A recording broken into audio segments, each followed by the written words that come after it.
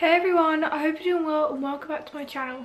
So as you can see, I'm currently at my boyfriend's house and I thought today I'd film a little Q&A as I haven't done one for quite a while now. So I asked you over on Instagram and on my Twitter to send me your deepest and darkest questions, and so I've got my phone here, so let's get answering. Unfortunately, I can't answer all of your questions, otherwise I will be here for a very long time, but I'm just going to pick the ones that I feel like answering the most. And the first one here comes from gamer.unicorn77 and she asks, how do you get through LDR or long distance relationships? So weirdly, my last two relationships have both been long distance. The relationship I was in before my current one obviously was more of a long distance, to be honest. It was a bit further away. And with my boyfriend Stephen currently, to be honest, it's not as far. If you don't know, I live in London and he's in Oxford, so it's not really that far, but obviously we can't really pop round in the evenings to like see each other, or like just on the weekends, as train tickets are more expensive as hell these days. So obviously it's a lot more planned, and like I'm planning to move here in the new year anyway. Currently I'm literally here for like a week at a time, and that's just because we just don't really want to be apart, to be honest. As much as I am used to long distance and I can cope with it, we would just rather not be apart, and currently it's working out fine for me to be here longer. Like I have my own place, so it means he can come down and stay with me if he wants to, but I'm also happier being where he is as well. Like I'm kind of done with where I live. London's cool and all that, but I'm done with it and I really can't wait to move here. It's so much quieter here and it's so nice. But yes, as for dealing with long distance relationships, honestly, I'm very used to them, and I know that's like not really very good advice, but I am used to them. As long as you have a lot of trust and faith in your partner and you make the time to talk to each other, you know each other's schedules, and you kind of like work out and have dates set for when you can see each other, and like it can work. Like obviously they are tough, but it really does make you treasure the time you do spend together a lot more. And as much as the like partings are difficult and it is hard to say goodbye, you will be seeing each other again soon. But yeah, if you are in a long distance relationship, then I need to put my phone on silent.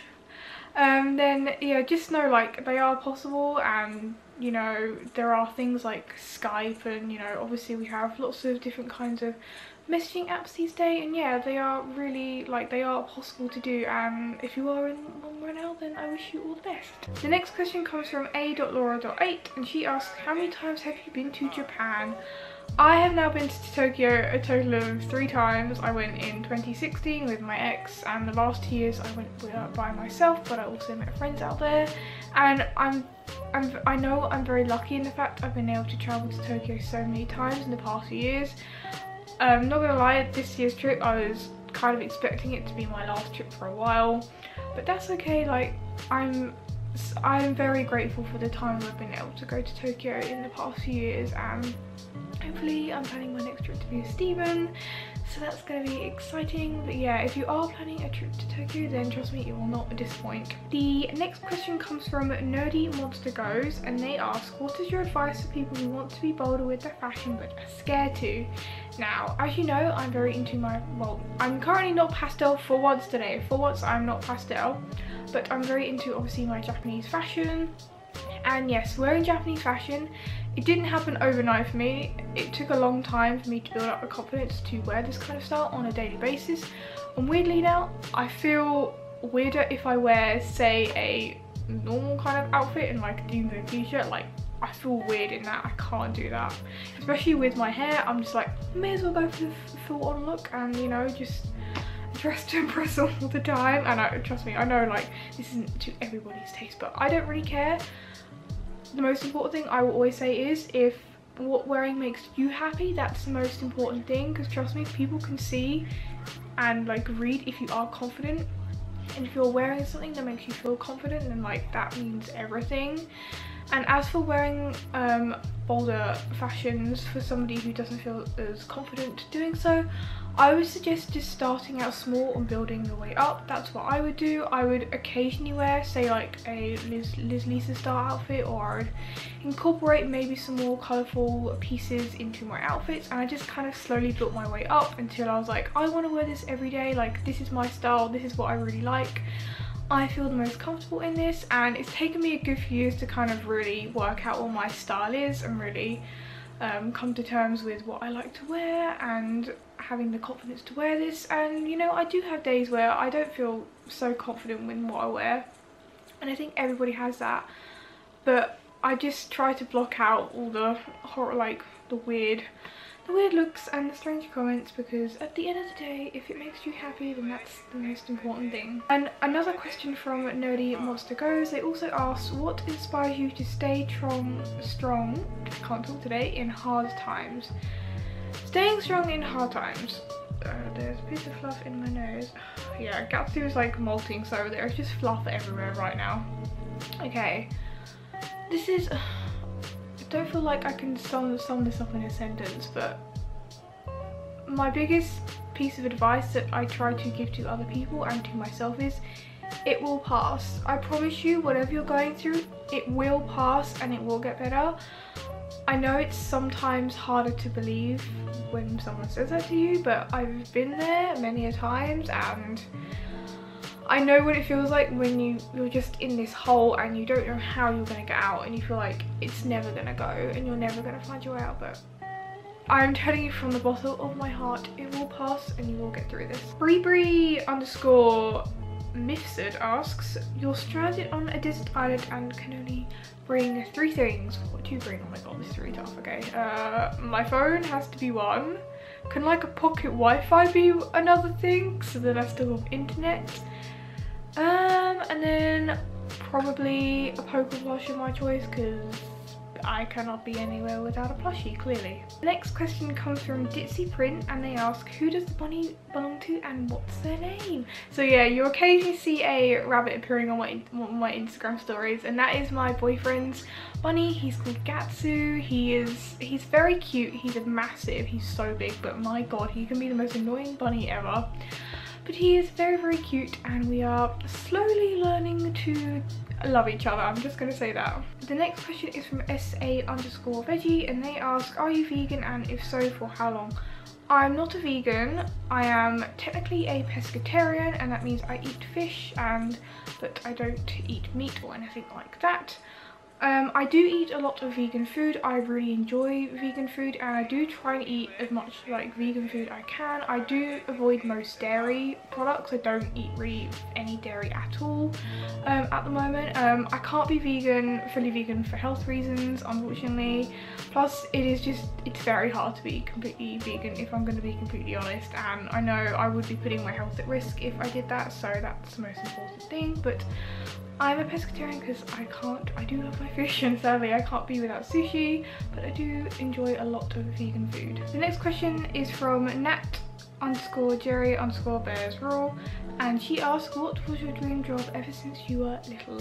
My dream job has always been to be a vet, as I adore animals. I love animals so much. If I see a cat or a dog, I am gone. I am over to them, trying to give them like all those head pats. But yeah, I've always wanted to be a vet, or just work with animals in some way. Unfortunately, my education got quite messed up because of my mental health problems, but you never know, one day it might happen. The next question comes from Bella Lupine, and they ask, if money and a career was not important, what would you be doing with your life? If money wasn't a thing and there was no limit to what I could do, honestly, I would like to be traveling more. I would like to see more of especially Asia. I'd love to just see a lot more of Japan and just experience a lot more then. And I would also really love to start up my own fashion brand. I really love being creative and designing things and drawing and art, and I would absolutely love to start up my own fashion company or like pin range or something like that. That would honestly be a dream come true, but sadly doing things like that are not very cheap. Olivia Bunny asks, what new features are you hoping for in Animal Crossing for Switch? Oh my god, even just thinking about this gets me so excited. I still can't believe it's actually happening. Animal Crossing full Switch is a thing, but yes, when it finally does come out, I'm really hoping we just get more villagers, more items, just new things like that. I'm also hoping for more ways to play online with my friends. The island was really cool, but it felt kind of very like secluded, and I just really hope there's new ways we can interact with each other online.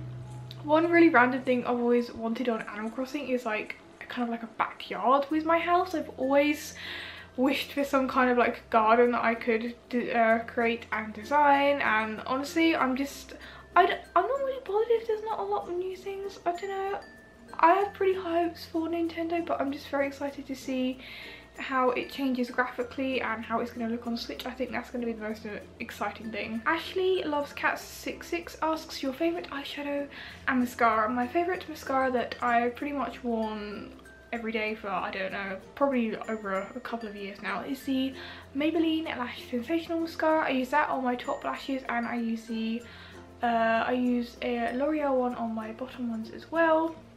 And then my favourite palette for literally over a year has been the Too Faced Sweet Peach palette. I know everybody wants an eyeshadow tutorial or just like my everyday makeup tutorial. That will happen eventually. Honestly, something like that, it's quite difficult for me to... Firstly, just showing my bare face on camera is something I'm not very confident with doing.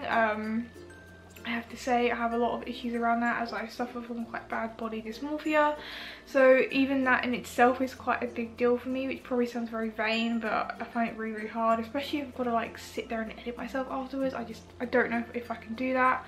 And also just filming makeup can be quite stressful, and I'm quite a perfectionist with my makeup and just everything in life, so it can take me quite a while. And I just don't know how those things too, I just don't think it would end up well if I was trying to film it and me getting upset if I didn't like how I looked. And yeah, I just don't think it's going to work out very well, unfortunately. Maybe one day I'll just do an eyeshadow tutorial. That's a bit of like, that's just one thing and not a full face. But yeah, sorry if that disappoints a lot of you guys, but maybe someday in the future I'll feel up to doing it. And now I'm going to go to Twitter to get a few questions from there. Kat Perloween asks, also I'm loving all my Twitter friends' Halloween names. Mine's literally just like Spoopy Katie. It's nothing exciting at all, but I couldn't think of anything else. Kat Perloween asks, what apps do you use to edit your photos? What Hogwarts house are you in, boy? Are you going to any other conventions this year, or BTS or Blackpink? Okay, so firstly, I take pictures on the camera I'm using to film on now, which is my Canon G7X. All my Instagram pictures are taken on using this camera, and then after that I will obviously transfer them to my phone, and then I will edit them using Meet2Upic. I honestly don't do a lot of editing. I did put up a video about how I edit my pictures a while ago. It's not really changed much from there, to be honest. I just like chuck on a filter which is either like diary or fresh, and then I up the brightness a bit, or like saturation and temperature, depending what the picture looks like. So I don't really do a lot to it, to be honest. I just like it to look quite bright and colourful. Hogwarts house, for Hogwarts house I am a Hufflepuff. Am I going to any conventions this year? Yes, I will be at Hyper Japan in November. I don't know which day yet, but when I do I will tell you guys. I'm very excited to see all my kawaii friends again. And BTS or Blackpink? 100% hands down BTS. I do love Blackpink. Blackpink are awesome, but BTS was the first ever K-pop band I really got into, and I just adore their music so much. And they are actually having their first ever tour in the UK starting today, and I'm really sad because I couldn't get tickets. Annie asks at Honey Ducky, how are you so adorable? Thank you, I'm really not. I appreciate that a lot. Also, what kind of hair do you use? I use the Schwarzkopf Live XXL in Shocking 93 Pink. And I think we're just going to take a couple more questions. Kitty Cat, sorry, I cannot say your username, but she asks, how did Piplup become your favourite Pokemon? Also, you're lovely. Thank you very much. Piplup, I don't know really how it became my favourite Pokemon. I know how kind of like Gen 4 became my favourite region. It was like the first, I think I played like Ruby and Sapphire before I played Diamond and Pearl. But Diamond and Pearl was kind of like the first Pokemon game I really got on release when it first came out on the DS in 2007. God, I feel so old. And I just fell in love with Gen 4 so much, so I think that's why Piplup is my favourite Pokemon along with Shaman. And I just really loved how Piplup was portrayed in the anime too.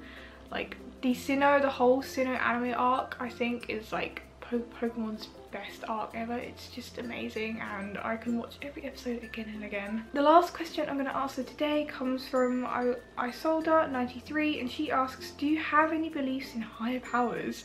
Gosh, that is a question, and honestly, not really. I'm not a spiritual person. I don't believe in God or anything like that. I really don't believe in anything like that. Well, apart from maybe Arceus being a god, but that's about it. But yeah, I am not a spiritual person or anything of the sort. So that's going to be it for today's Q&A. If you have any other questions you would perhaps like to ask me, then feel free to leave them in the comments down below and I'll do my best to answer them. I love you guys so much. Thank you for watching. I hope you all have a wonderful day and I'll see you all next time. Bye!